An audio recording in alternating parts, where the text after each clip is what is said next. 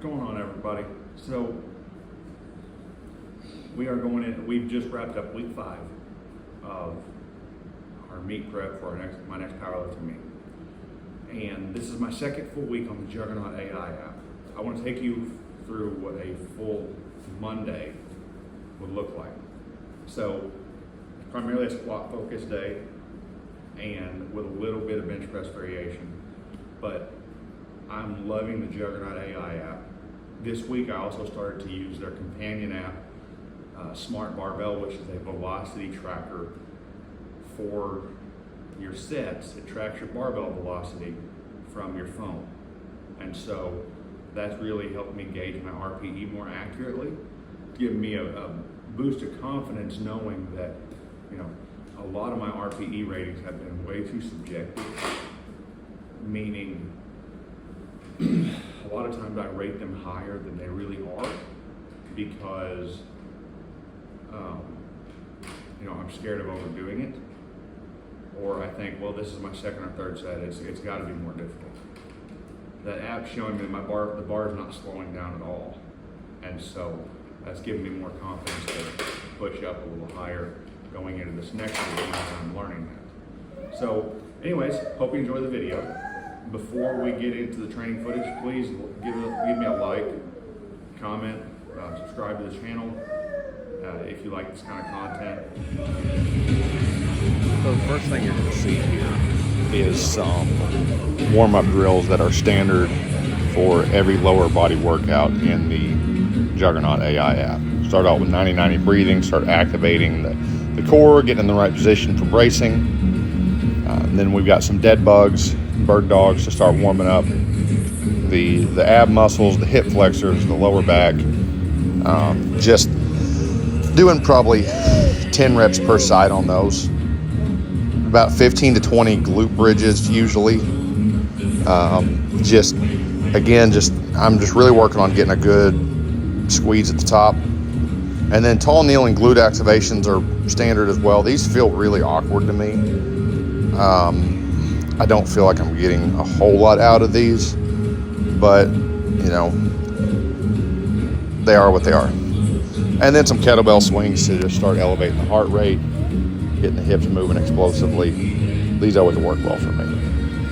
Now, I add on about 5 to 10 minutes of stretching for my lower body days. I've got a series of stretches that I do that you see here that when I went over and trained with Pete Rubish over in Oak Ridge about a month ago, he walked me through these different stretches to help me open up my hips. And, that was a lot of my problem with my deadlift technique and why I was having a lot of back injuries, because my hips were getting too tight. So I try to do these before every squat and deadlift workout now. And it's really paid off. The tightness in my back has gone away. So moving into the first move of the day, competition squat, pretty standard. We're going to work up to a top set of 3. And everything right now is RPE 6 and 7 in the strength block for Juggernaut. And it's pretty easy work. Volume's high-ish, but it's not bad. And everything just feels fast. And I think that's something I've lost sight of in my training. Of course, right now it's my warm-up sets, and if you see here, I smacked the safeties a few times. New power rack, still trying to get adjusted to what safety height I like best for squats. I always like to find that sweet spot where I can hit complete depth of my squat, and all I have to do is just relax a little bit to take the bar off my back if I fail. And I always make sure I'm safe to fail while I'm warming up. That's a standard part of my warm-up. Now, you see on the rack, I've got some magnets on there that indicate, safety height, squat height, things like that. Help me remember what hole spaces to put the safety bars and the J hooks in. My son loves playing with those, so they're never in the same spot. So that's why I'm still struggling to figure it out. But hey, it keeps him occupied. Anyways, what I was getting back to is I lost sight of the fact that strength training is not just about every set being an all-out grind. And I know we hear that a lot now, but strength is a skill. Being able to exert maximum force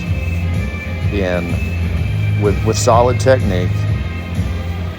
And that doesn't mean you have to go for an RPE 9 or 10, a max effort lift every time you're working on your strength. So by doing RPE 6, 7 work, like a lot of this is in Juggernaut, you know, you're building confidence, and you're also recovering well. So you just keep bumping up the numbers, and you're gaining momentum, staying in this RPE 6 to 7 range. And it feels really good. And, you know, then when it comes time to get into the hard stuff, you've built up so many reps with sub-maximal weights. Your technique's dialed in, your confidence is up, and I believe it'll pay dividends in the RPE 10 weeks to come, as well as on meet day. So going into my top set here at 370 for a triple, again, this was nothing. Now, a lot of times when I have to work up to a top set, when I'm working up, I just start feeling anxiety, like, oh, I hope I nail this top set. I hope it feels really good. You know, what if it doesn't feel good? What am I going to do? And I believe, like, you know, one rep in, I'm like, why did I worry about this? This is nothing. You know, I stood up with this on the last rep and was like, yeah, I didn't even have to try that hard. You know, like I said, I was using the barbell velocity tracker, the smart barbell app that Juggernaut's developed, and my bar speed between like my last warm-up and my top set, my back off sets, it was really all the same. So once I had that to give me that objective measurement, it was a game changer. My confidence went through the roof, and it has throughout the week, realizing that, you know, I've got old videos of maximum attempts, and these aren't even coming close to that. We move on to dumbbell floor presses here. Like I said, there's some bench work on this because I do some sort of bench press variation 3 days a week. I'm training 4 days a week on Juggernaut. And we have floor presses.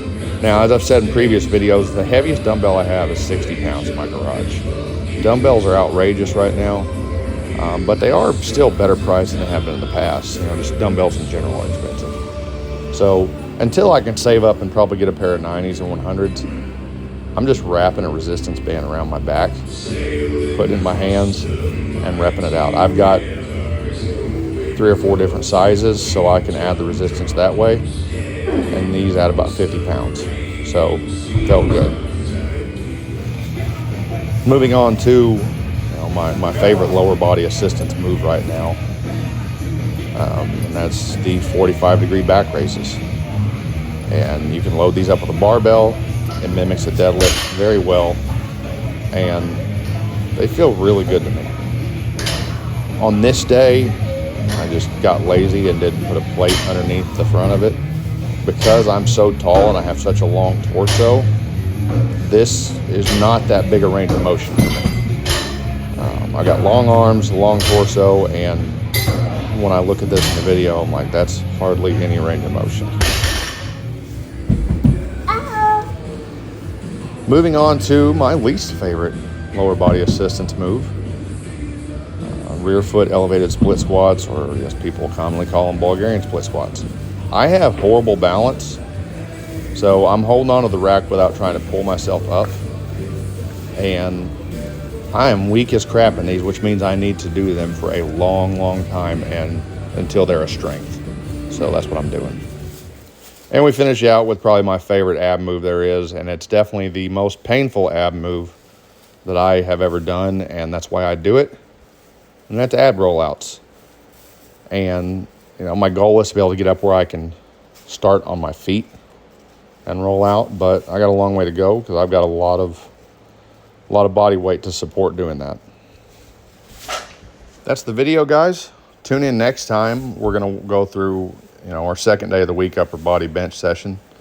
So see you guys then.